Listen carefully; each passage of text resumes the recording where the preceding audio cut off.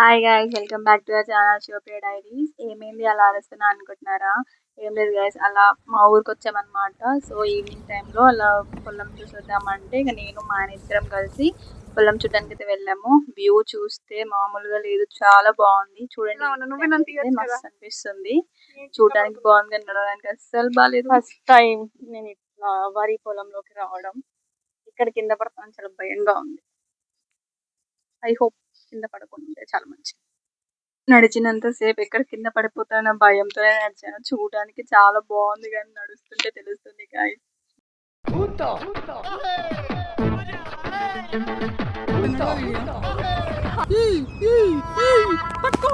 Finally కింద మీద పడుకుంటూ మా పొలంకి అయితే రీచ్ అయిపోయాను గైస్. ఇది మా పొలం, ఇక్కడ కనిపించేదంతా.